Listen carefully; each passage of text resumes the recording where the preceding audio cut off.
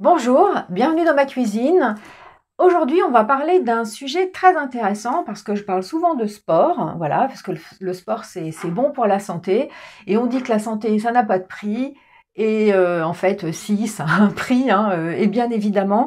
Et donc aujourd'hui, on va parler de combien ça coûte vraiment de faire de la musculation et je vous donnerai pour chaque catégorie de dépenses des petits trucs et des petites astuces finalement pour faire baisser la facture parce que comment vous dire, je pense qu'on est un peu tous dans les problèmes d'argent, enfin voilà, même si on n'a pas de problème d'argent, ben il n'y a pas de raison de dépenser cet argent durement gagné dans des choses qui n'en valent pas forcément la peine. Voilà, à tout de suite, générique.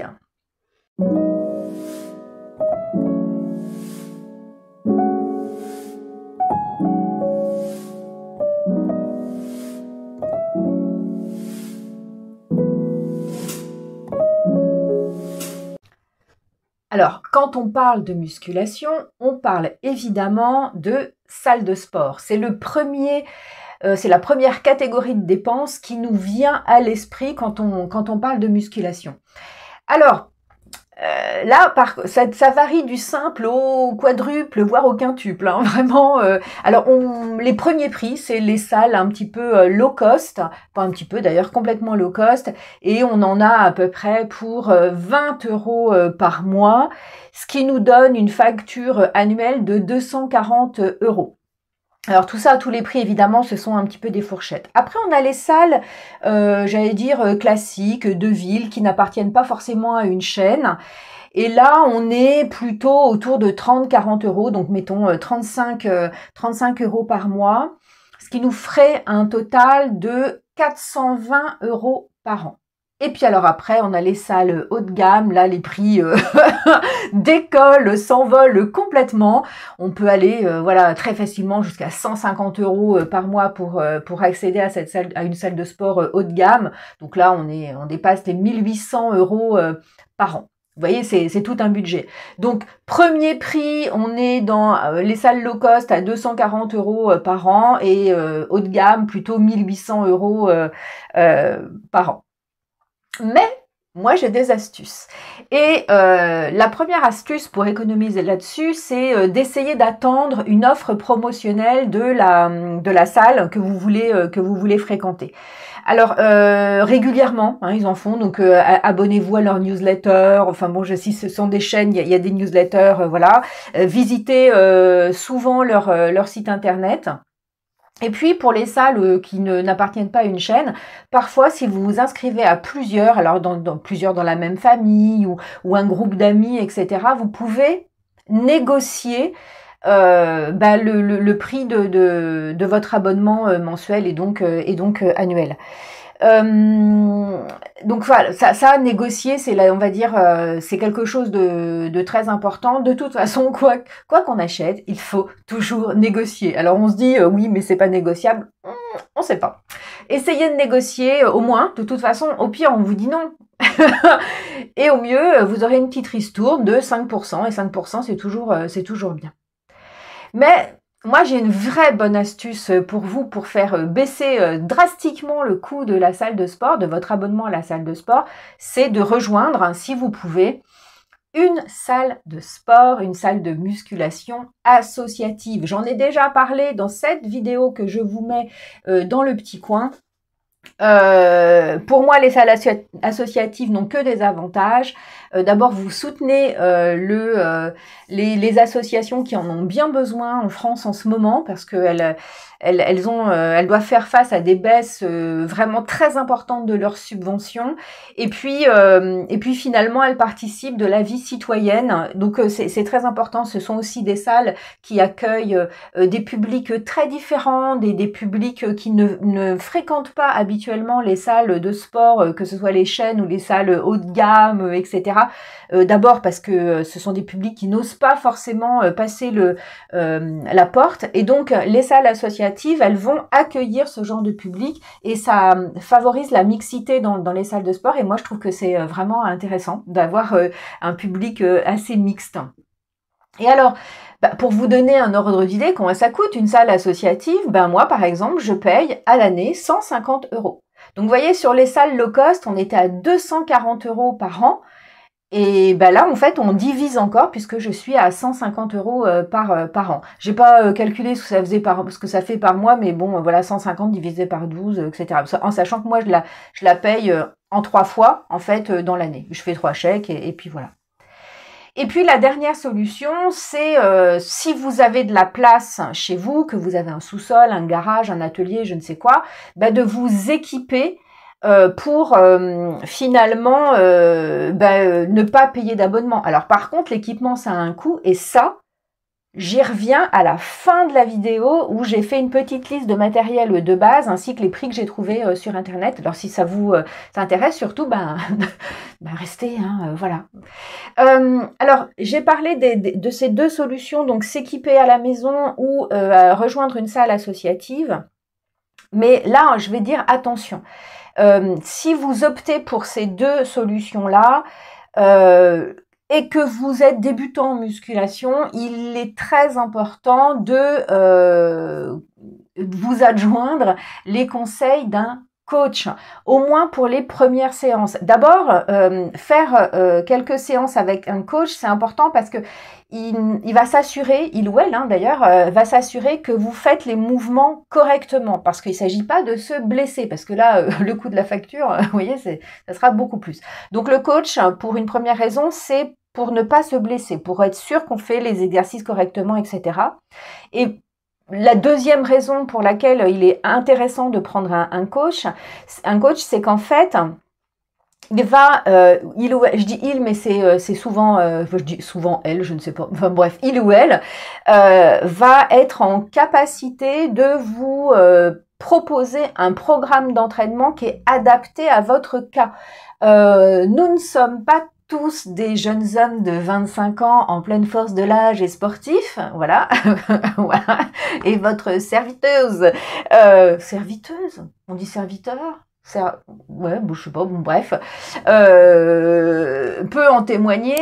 Effectivement, quand j'ai commencé la musculation, moi, j'ai demandé à quelqu'un de m'accompagner au moins sur les premières séances et de me créer en fait un entraînement sur mesure. À l'époque, je ne m'entraînais qu'une seule fois par semaine. Maintenant, je m'entraîne 3 fois par semaine et c'est moi qui fais mon propre entraînement. Mais ça fait déjà plusieurs années que je fais de la musculation, donc j'ai acquis de fait une petite expérience. Alors attention, moi je suis une pratiquante lambda, je suis pas du tout une pratiquante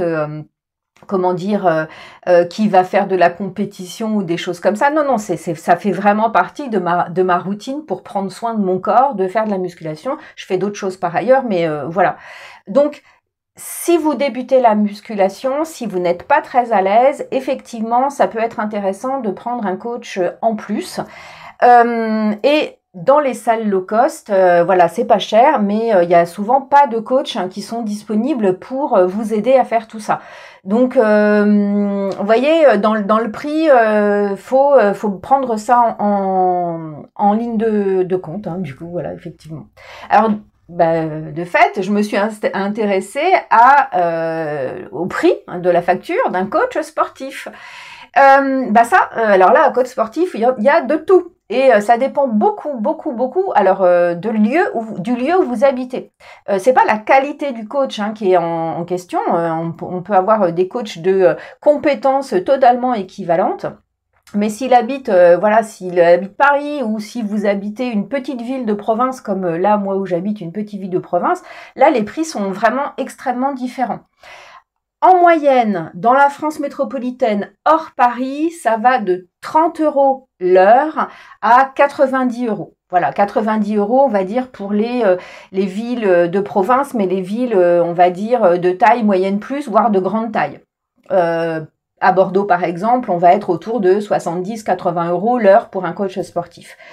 Paris, ça peut atteindre très facilement, très rapidement les 150 € de l'heure, voire plus. Donc c'est vraiment un coût à à intégrer en fait dans votre pratique sportive, surtout si vous débutez. Et je le répète, hein, si vous débutez, ne faites pas cette économie-là parce que vous risquez de vous blesser ou vous risquez d'avoir un entraînement complètement inadapté et qui ne vous sera pas utile, soit parce que vous ne soulevez pas assez lourd, soit au contraire vous êtes sur des charges beaucoup trop lourdes, pardon, pour votre gabarit, ou enfin voilà, il n'y a pas d'idée de progression, etc. Donc c'est très important d'être accompagné par quelqu'un dont c'est le métier. Et je vous déconseille, en tout cas si vous débutez, comment dire, d'engager un coach à distance. Parce qu'il ne pourra pas vous corriger sur la manière dont vous faites les exercices, ça c'est sûr. Et puis souvent, ils ont des programmes d'entraînement qui sont pas du tout sur mesure, qui sont pas du tout adaptés à votre cas. Donc, ça vaut le coup. Mais je vous dis, en fait, c'est une dépense que vous faites surtout au début, pendant quelques séances. Je sais pas, peut-être 5 ou 6 séances que vous payez avec un coach pour vous assurer que ça fonctionne. Puis après, peut-être vous l'engagez juste une fois par an pour remettre vos entraînements à jour, pour vous donner des conseils, etc. Puis après, une fois que vous commencez à fréquenter une salle de sport, vous saurez, vous allez vous entraîner, il y aura des gens autour, et puis vous saurez poser les bonnes questions aux bonnes personnes. Voilà, moi je dis ça, je dis rien. Alors, le troisième poste de dépense pour pour le sport, enfin la musculation, c'est tout ce qui est équipement, chaussures et vêtements. Alors, des chaussures de sport, il y en a de tous les prix, on est bien d'accord. Faut compter à peu près pour des chaussures neuves entre 50 et 150 euros, en fonction de votre budget, voilà. Donc, il existe des chaussures spécifiques pour l'haltérophilie, des ceintures aussi spécifiques pour l'haltérophilie, hein, qui vont bloquer le dos, et des chaussures qui vont mettre un petit talon, surtout quand on fait des squats, etc. Mais ça, attention, ne vous équipez pas de ça pour l'instant, si vous débutez, surtout pas. C'est vraiment que pour les pratiquants et les pratiquantes expérimentés. Pour les chaussures spécifiques haltérophilie, on est entre 60 et 220 euros. Et pour la ceinture, pour quand on fait des soulevés de terre, etc., on va être entre 15 euros à 100 euros. Mais je le répète, surtout, investissez dans ce genre de matériel uniquement si vous avez une pratique très régulière, que vous savez où vous allez, que vous savez, n'allez pas acheter des chaussures d'haltérophilie si vous avez une pratique comme la mienne par exemple. Moi je pratique 3 fois par semaine, je crois que je vous l'ai déjà dit. C'est pas, ça ne vaut, et je fais pas de compétition, donc ça ne vaut pas l'investissement, en tout cas pas pour l'instant. En termes de tenue de sport, ça c'est vous qui choisissez. On va dire que ça va aller entre 10 euros à 100 euros par pièce, hein, en fonction de la marque, en fonction de ce que vous choisissez. Un short, un jogging, un legging, un juste au corps, pourquoi pas. Faites ce que vous voulez, mais vous voyez, neuf, en tout cas, on est par pièce, entre 10 euros et 100 euros. Juste au moins pour le haut, évitez les t-shirts en coton. Vous pouvez évidemment vous entraîner avec un t-shirt en coton, il y a vraiment pas de problème. Mais c'est qu'en fait, ça, pour la transpiration, c'est pas formidable les t-shirts en coton. Il existe des t-shirts pas très chers dans des grands magasins de sport dont je citerai pas le nom, pour 10-15 euros et qui sont dans une matière transpirante. Après, dans les matières transpirantes, moi j'ai une préférence, même si j'en ai pas moi-même pour l'instant parce que j'ai pas les moyens, pour acheter des t-shirts à base de laine mérinos, en fait, alors qu'ils sont pas du tout en laine, hein, c'est pas des t-shirts tricotés, mais qui sont vraiment très respirants. Et voilà. Bref, un jour j'investirai là-dedans. Pour l'instant, j'ai des t-shirts en matière technique de cette grande, on va dire, chaîne de sport, et aussi d'une autre chaîne de vêtements avec un nom, de chaîne de vêtements japonaise. Je fais pas de publicité. Ils ont qu'à m'offrir des choses, et comme ça je ferai de la publicité pour eux. Qui sont pas très chers, ils ont une gamme pour la chaleur et une gamme pour la fraîcheur, et qui sont vraiment plutôt très bien faits.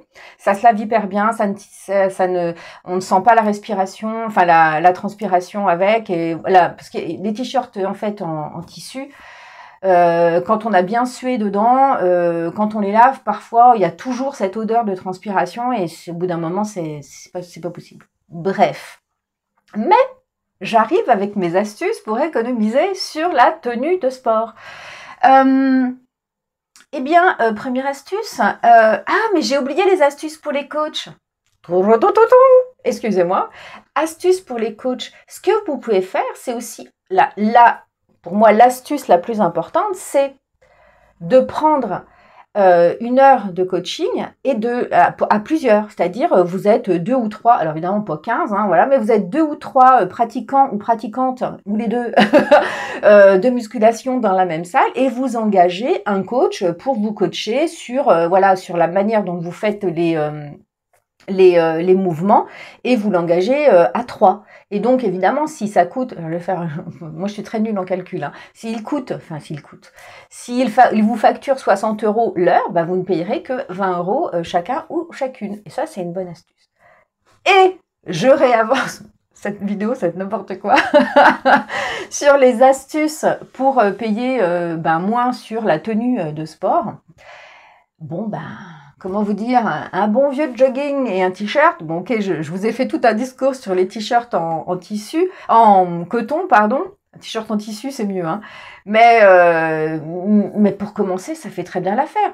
Surtout, comment dire, si vous souffrez du syndrome que j'appelle cours de judo, vous savez, c'est le syndrome en fait où vous avez tendance à vous acheter toute la panoplie avant de savoir que vous allez pratiquer longtemps ou pas une activité, et vous avez dans votre garage du coup une tenue de judo. Bon vous avez fait du judo 3 fois, vous avez je sais pas moi une batte de baseball, enfin tout un tas de choses parce que vous avez essayé certains sports, et puis c'est en train de prendre la poussière dans le garage ou dans l'atelier parce que vous n'avez jamais pratiqué. Donc surtout évitez ça. Quand, si vous voulez investir dans du matériel, c'est parce que vous êtes sûr que vous pratiquez régulièrement. Donc, vous ne mettez pas à investir au début, ça sert à rien, et vous ne serez pas un meilleur ou une meilleure pratiquante avec un super équipement. C'est pas vrai. En tout cas, pour la musculation, c'est pas comme ça que ça fonctionne. Un t-shirt, un legging, un jogging, enfin bon, prenez ce que vous avez chez vous. N'allez pas dépenser de l'argent, surtout si vous débutez. Deuxième astuce, bon c'est pas vraiment une astuce, hein, tout le monde sait ça, acheter pendant les soldes. Voilà, toutes les marques font des soldes, les grandes enseignes font des soldes, attendez les soldes et équipez-vous à un prix un petit peu plus bas que le prix fort. Vous pouvez aussi vous tourner vers les magasins de fin de série, hein. Il y a des magasins qui font que ça, mais c'est pour les fins de série généralement de produits de marque. Moi, je vois pas vraiment, quand je fais du sport, je vois pas du tout l'intérêt de prendre une marque, genre, vous savez, les marques là, les 3 bandes, les virgules, les choses comme ça, voilà, ça coûte trop cher, quoi. C'est pour faire du sport, hein. Alors, si évidemment la marque, elle est associée à, je sais pas, une innovation technique, par exemple, un tissu respirant, etc., et que le prix en vaut la joie. Ouais, mais souvent c'est pas le cas, hein. Souvent vous allez avoir un pauvre t-shirt en coton qui n'est pas bien meilleur qu'un t-shirt en coton que vous achetez dans votre supermarché, de base, et hop, juste vous avez soit un crocodile, soit je sais pas quoi, etc., et qui fait que vous allez le payer cher. Mais je comprends même pas le concept. Enfin bon, bref. Voilà, donc les fins de série, si vous voulez. Et puis, il y a une dernière astuce, qui est très... acheter d'occasion. Comme il y a des gens qui souffrent du syndrome cours de judo, et finalement, à un moment donné, quand ils en ont marre et qu'ils peuvent plus rentrer la voiture dans le garage, eh bien, ils mettent en vente des équipements qui sont quasiment neufs, hein. Ils n'ont jamais porté les baskets, ils n'ont jamais porté les t-shirts ou les joggings, etc. Et c'est quasiment neuf. Donc, faites les sites de vente, de vente de produits d'occasion. Allez sur les vides-greniers, etc., vous allez voir, vous allez trouver des trésors pour rien, parce qu'ils sont bien trop contents de s'en débarrasser. Donc achetez d'occasion. Enfin, moi je sais que j'achète quasiment tous mes vêtements d'occasion, enfin vraiment, et tout se lave, hein, même les chaussures de sport, ça se lave, hein, ça se met dans la machine. Et depuis le temps, j'ai 54 ans, bientôt 54 ans, pas tout à fait, ça fait plus de 30 ans que je mets des vêtements et des chaussures d'occasion. Je vous rassure, je n'ai jamais contracté de maladie de peau. Jamais. Donc voilà, les vêtements, les chaussures, ça se lave. Enfin, encore plus les chaussures de sport, puisque ça passe à la machine. Donc n'hésitez pas. On passe à la catégorie suivante, puisque ça, si vous voulez faire de la musculation, c'est une catégorie qu'il ne faut absolument pas oublier. C'est tout ce qui est nutrition et alimentation. Alors, ou alimentation tout court. Évidemment, manger équilibré, ça a un coût. Je ne vous l'apprends pas, hein, voilà. Alors, si vous voulez faire de la musculation sérieusement, première chose, mettez-vous à la cuisine. De toute façon, vous ne pourrez rien acheter de tout fait qui a les mêmes qualités nutritionnelles que ce que vous allez cuisiner avec des produits frais. Ça n'existe pas, donc c'est pas la peine. Alors, ça demande du temps, il y a des moyens de s'organiser, je pourrais y revenir dans une vidéo, voilà, par exemple, de cuisiner par bloc et de congeler si vous avez un congélateur, etc. Mais bon, j'essaye de pas trop, voilà, comment dire. Moi, j'ai l'habitude de faire des petites diversions, on va dire, donc j'essaye de pas en faire. Donc, si vous cuisinez, c'est moins d'additifs, plus de goût et c'est moins cher. Donc, je pense que là, on est bon. Alors, je vais vous donner, pour une alimentation équilibrée, je n'ai trouvé qu'un seul cobaye. Moi, je suis désolée et j'ai un régime un peu particulier. Enfin, un peu particulier. C'est pas qu'il est un peu particulier, c'est qu'il est comme ça depuis je ne sais pas combien d'années.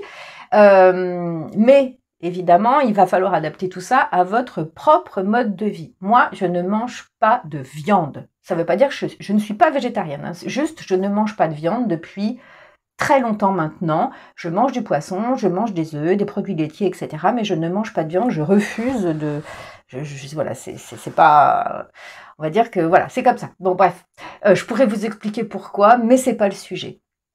Alors, donc, je mange des protéines animales généralement, enfin, mon repas du déjeuner, donc du midi, il est autour de protéines animales, donc soit du poisson, environ 3 fois par semaine, et le reste du temps, ça va être des œufs. Voilà, donc 3 ou 4 fois par semaine de poisson, 3 ou 4 fois par semaine d'œufs, ça dépend de ce que j'ai dans le frigo, de ce que j'ai acheté.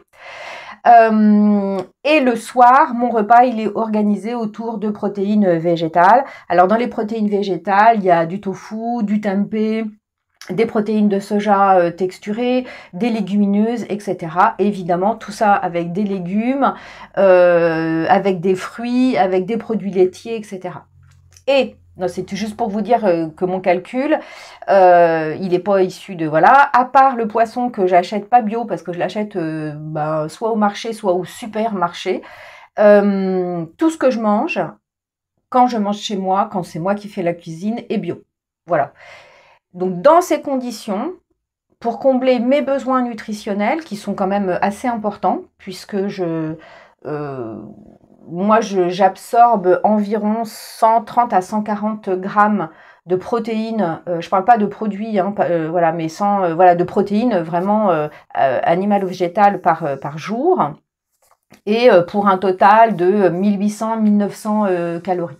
Juste pour les gens qui connaissent, voilà ce que ça me fait. Et je dépense ça dépend des semaines, mais entre 35 et 50 euros uniquement pour l'alimentation, en fait. Donc, toutes les semaines, entre 35 et 50 euros. Et ça correspond par mois à une dépense entre 150 et 215 euros. Alors, j'ai conscience que c'est sans doute une somme très importante pour la plupart des gens. 35 euros par semaine, hein, c'est 5 euros par jour. Et que tout le monde ne peut pas tout le monde ne peut pas se permettre de manger bio, tout le monde ne peut pas se permettre de mettre autant. Moi, je suis toute seule, je n'ai que moi, voilà, je suis la seule personne dont je dois m'occuper, donc j'essaye de me faire plaisir. Et puis peut-être que pour certaines personnes, c'est une somme qui est ridiculement basse. Voilà, donc ça dépend de votre mode de vie, mais pour assurer vraiment, comment dire, une alimentation de base quand on fait de la musculation, je suis désolée, mais il va falloir dépenser un peu. Vous ne pouvez pas, en fait, rogner là-dessus parce que autrement c'est votre santé qui va être en question, donc c'est important de bien vous alimenter. Alors pour économiser là-dessus, bah, vous pouvez faire d'autres choix que les miens. C'est la première astuce. Deuxièmement, bah, évidemment, vous pouvez privilégier des produits de saison. Alors, si vous les achetez au marché et surtout en fin de marché, auprès de producteurs, pour les légumes notamment, bah, ça, vous allez vraiment pouvoir baisser la note. Ça, il n'y a aucun problème. Et si vous achetez des produits de saison, ils ont meilleur goût, ils sont plus nutritifs, donc ça c'est très important. Et quand je parle de produits de saison, je parle aussi de poissons. Hein. Les poissons ont une saisonnalité. Vous trouverez sur internet des tas de calendriers pour avoir la saisonnalité des poissons. Et puis il y a aussi un bon indicateur, c'est le prix. Quand vous allez au marché ou au supermarché, regardez le prix au kilo.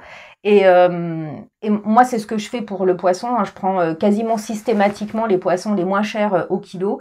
Et il y a un truc qui marche vraiment, qui est génial d'un point de vue nutritionnel, c'est les crevettes. Les crevettes, ça coûte pas cher. Bon, moi, je trouve que je les mange en entier, même les crevettes roses. Enfin, je parle des crevettes roses, hein, justement. Ça dégoûte tout le monde, mais moi, je mange la tête, je mange tout. Ça me fait du collagène en plus. Enfin bon, c'est pas parce que ça me fait du collagène que je mange tout, c'est parce qu'en fait, je suis habituée comme ça et que je les mange en entier. Donc bref, peu importe. Donc privilégiez les produits saison, regardez le prix au kilo et ben voilà et essayez voilà de faire baisser la note de cette manière-là. Deuxième chose, pour les légumes, mais pas uniquement, hein, ça peut fonctionner aussi en fonction des associations pour les produits laitiers, pour d'autres, pour le pain, etc. Vous pourriez aussi adhérer à une AMAP, hein, s'il y en a une à côté de chez vous. AMAP, c'est Association pour le maintien d'une agriculture paysanne. Donc ça soutient les paysans qui participent à la MAP et puis c'est aussi une bonne occasion de rencontrer du monde, de créer du lien, etc. Moi, j'adhère pas à une AMAP actuellement, mais je l'ai déjà fait dans le passé. Et c'était vraiment très agréable de se retrouver toutes les semaines avec les gens de la MAP, etc. Il y avait un vrai engouement autour de là-dessus et autour de cette AMAP et ça, comment dire, ça faisait vraiment baisser le coût des aliments. Troisième chose, acheter en vrac. Voilà, alors bon, il se trouve que dans la plupart des épiceries bio, on a du vrac, mais c'est vraiment une bonne chose pour faire baisser le coût des produits que vous achetez, les céréales, les pâtes, le riz, tout, voilà, le sucre quand vous achetez du sucre, tout ça. C'est vraiment important. Et puis la dernière astuce, je l'ai évoqué un petit peu au début de cette catégorie de dépenses qui concerne l'alimentation, c'est de faire du batch cooking, voilà, enfin bon bref, de cuisiner en lot, on va le dire comme ça. Alors, il y a deux manières de faire. Soit vous vous dites, bon bah je consacre 2 ou 3 heures dans ma semaine à faire tous mes repas de la semaine. C'est une option. Moi, je l'ai déjà fait. Ça fonctionne bien. Surtout quand on travaille. C'est vraiment intéressant. Puis, du coup, vous mettez tout en petites, voilà, dans des tubes, voilà, dans des boîtes en verre, en plastique, comme vous voulez. Vous mettez ça au frigo pour toute votre semaine. Et puis, il y a une autre manière de faire qui est celle que j'adopte actuellement parce que je travaille chez moi, donc j'ai plus de souplesse, en fait. C'est que quand je me fais un plat, ben, en fait, je me fais deux parts de ce plat-là et l'autre part, bah, je la mets au frigo pour la consommer 2 ou 3 jours après. Alors ça ressemble au batch cooking, mais du coup ça me prend moins de temps. Vous voyez, je suis pas obligée de bloquer 3 heures dans la semaine. Je le fais voilà tous les soirs quand je cuisine. Ben je cuisine pour finalement deux fois. Bon, bref. Donc voilà, ça c'est une manière aussi de réduire le coût parce que quand vous savez ce que vous allez batch cooker, ben vous achetez en quantité et souvent par exemple au marché quand vous voulez je sais pas moi acheter des tomates, ben vous pouvez auprès des producteurs, hein, pas forcément auprès des distributeurs mais auprès des producteurs vous pouvez très facilement négocier si vous achetez beaucoup de tomates d'un seul coup. Là c'est pas la saison des tomates mais enfin bon peu importe, vous avez une marge de négociation qui est beaucoup plus importante quand vous achetez en plus grande quantité. Et puis quand acheter en grande quantité, c'est pas forcément que pour vous. Vous pourriez aussi acheter à plusieurs. Alors c'est pas la MAP, mais vous groupez pour acheter.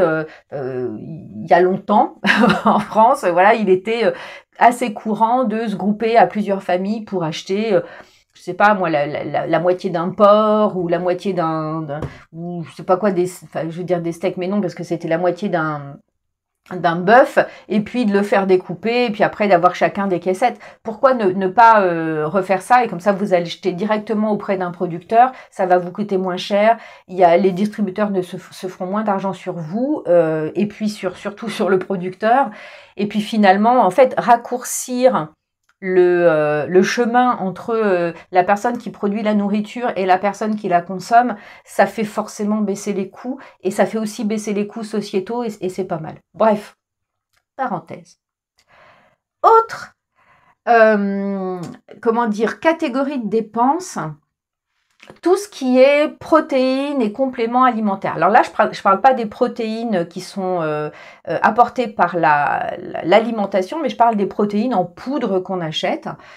Alors, les protéines en poudre, ça coûte entre 20 et 60 € le kilo. Et là, dedans, vous avez tout. Vous avez ou de la whey protéine ou d'autres types de protéines en poudre. Et il y a de tout. Alors là, il faut vraiment comparer. Il faut aller regarder les compositions. Il y en a qui préfèrent acheter des protéines bio. Bio, c'est mon cas. Moi, je les achète sur un site qui s'appelle Koro. K-O-R-O. Je fais pas de la pub parce que, enfin, je fais pas de la pub, je vous dis le nom, mais enfin bon, c'est comme ça. Et elle me coûte 22,50 € le kilo en protéines bio et en protéines végétales. Voilà, moi, c'est pas de la protéine animale, parce que la whey protéine, on est sur des protéines animales. Et ben, moi, les protéines que je consomme, c'est 22,50 € le kilo, et un kilo, ça me fait environ un mois, puisque j'en consomme 30 grammes par jour. Alors, il y a d'autres compléments, les BCAA, la créatine, etc. Et là, les prix, c'était difficile pour moi de faire un listing, parce que les prix, ça varie selon les produits, évidemment. Et là encore, il y a de tout, mais tout n'est pas forcément très, très utile. Moi, par exemple, j'ai testé les BCAA, là, voilà, j'allais vous dire le nom du site, peu importe, qui était à peu près 14 € pour 2 mois. Et en vrai, je suis pas convaincue. Je suis pas convaincue du tout. Je vois pas vraiment, en 2 mois de consommation, je vois pas du tout la différence, à la fois sur mes séances, mais aussi sur la récup, voilà. Les BCA, c'est des acides aminés. Donc, c'est les petites briques qui fabriquent les protéines. Et vu que je prends déjà des protéines en plus des protéines issues de l'alimentation, moi, j'ai pas vu le gain. J'ai vraiment, alors il y a peut-être un gain, mais en tout cas, voilà, je suis pas du tout convaincue de la nécessité pour moi, je dis bien pour moi, avec mon niveau de pratique, de prendre ce genre de produit en plus. Alors, j'ai jamais pris de créatine, donc je ne sais pas si c'est utile ou pas. Et c'est pareil, de la créatine, on en trouve à des prix très très très variables. Et là, je pense que la provenance de la créatine, la composition, etc. Doit rentrer en ligne de compte. Et puis, en termes d'autres compléments, alors moi, parfois, je fais des cures de magnésium, vitamine B6 et zinc. Mais ça, je l'ai fait, on va dire, je fais une cure de 3 mois de temps en temps. La cure me revient environ, je dirais, une 40aine d'euros, donc les 3 mois. Voilà, mais c'est pas, là en ce moment, par exemple, je me supplémente pas, et j'utilise magnésium, etc. Enfin, si je me supplémente comme ça, c'est vraiment pour la récupération. Ça va pas forcément aider aux performances sportives, mais par contre, ça va m'aider à bien dormir, et ça m'aide à récupérer. Donc là, les astuces pour économiser, vous les connaissez, et je l'ai dit, il faut vraiment, vraiment, vraiment comparer. Faut pas hésiter non plus, deuxième astuce, à acheter en gros. C'est-à-dire, voilà, n'hésitez pas à acheter, par exemple, si la marque de protéines que vous voulez prendre, elle fait des packaging sur des 5 kilos. Alors, vérifiez quand même que les 5 kilos, le prix au kilo est moins cher que quand vous achetez 1 kilo, parce que des fois, c'est pas toujours le cas. Mais n'hésitez pas à faire, voilà, quand il y a des offres groupées comme ça, à acheter en gros. De toute façon, vous les consommerez. Et puis voilà, concentrez-vous sur ce dont vous avez besoin. Si vous débutez la musculation, que vous faites une séance par semaine, vous n'avez absolument pas besoin de tout ça. Je vous en ai parlé parce que moi, ce sont, voilà, des produits que je peux éventuellement consommer.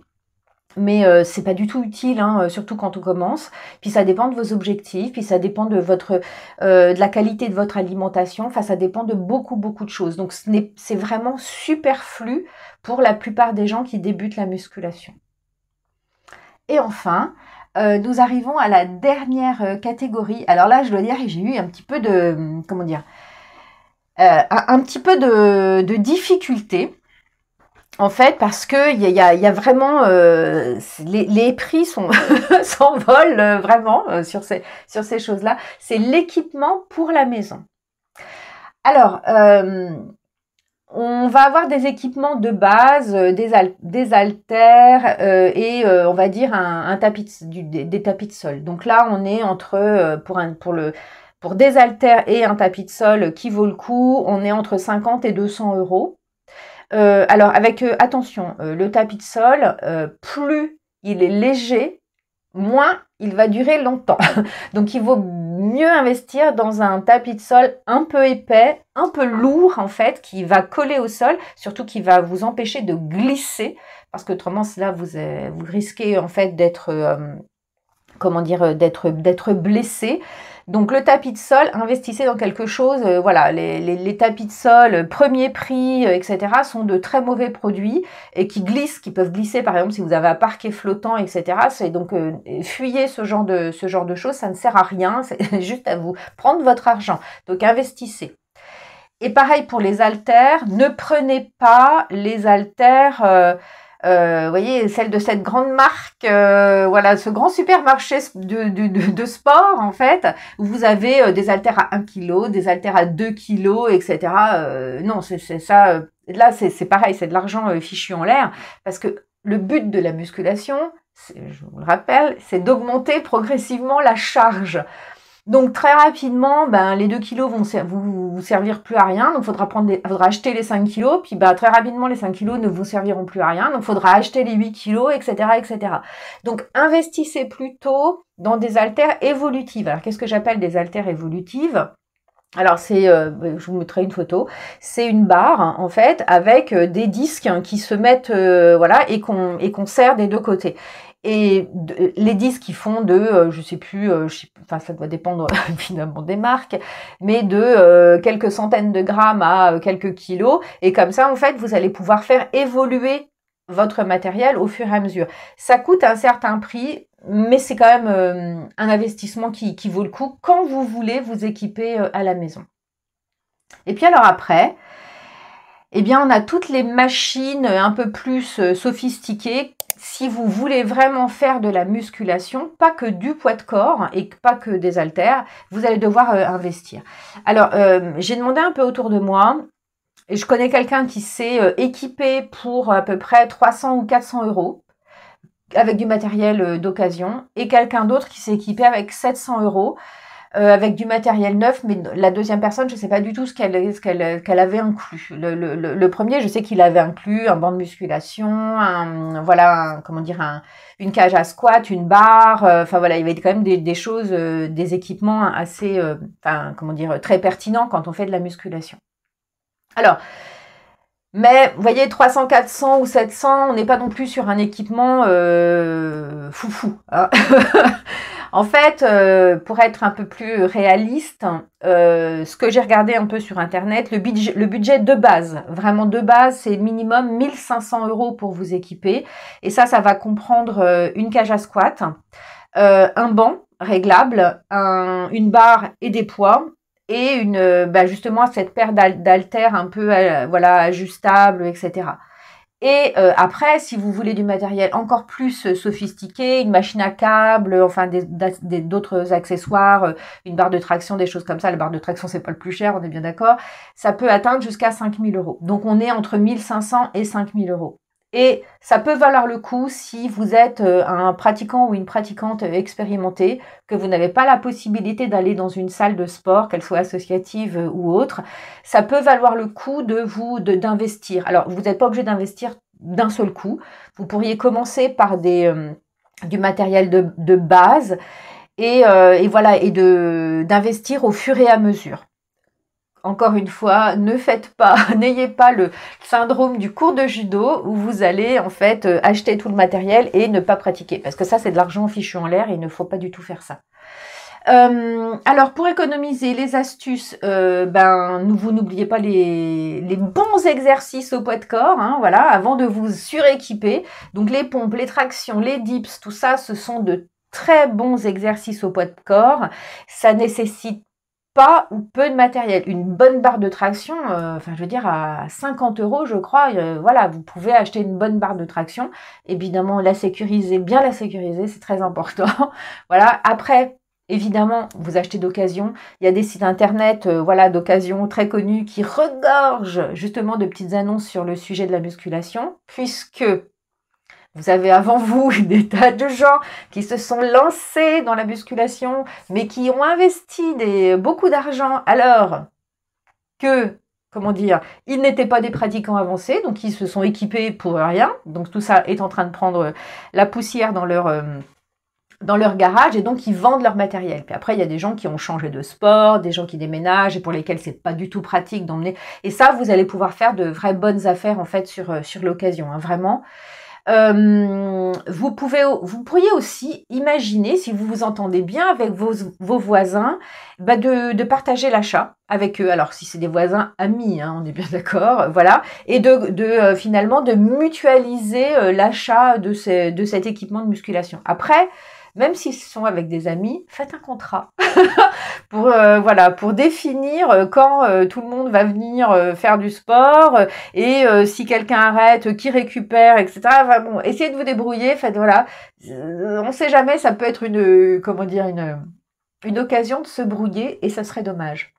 Et puis, vous pourriez aussi, pour commencer du moins, fabriquer votre propre matériel. Mais là, attention, évidemment, vous pourriez faire des haltères avec des bouteilles que vous remplissez de sable, les peser pour être sûr. Mais bon, ça n'ira pas très loin. Et puis surtout, fabriquez votre propre matériel, oui, mais faites bien attention à la sécurité. Parce que si vous n'êtes pas un expert en soudure, par exemple, n'allez pas vous lancer à faire une cage à squat ou n'importe quoi et que ça tient pas, quoi. Donc, il faut quand même un certain niveau de compétence pour pouvoir faire ça. Donc, faites un petit peu attention à vous.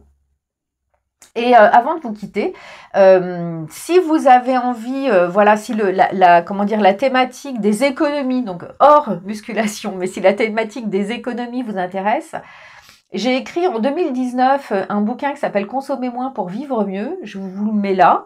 Et je vous mettrai aussi dans la barre de description, dans la description, un lien pour l'acheter auprès de moi. Si vous l'achetez auprès de moi, je gagne 4 €. Si vous l'achetez en librairie, je gagne 65 centimes. Donc bon, si vous êtes intéressé par par les économies, c'est vraiment un guide pour apprendre à économiser, à tenir son budget et par les temps qui courent, ça peut être très utile. Alors voilà, maintenant vous savez combien ça vous coûte de faire de la musculation. J'espère vraiment que cette vidéo vous sera utile.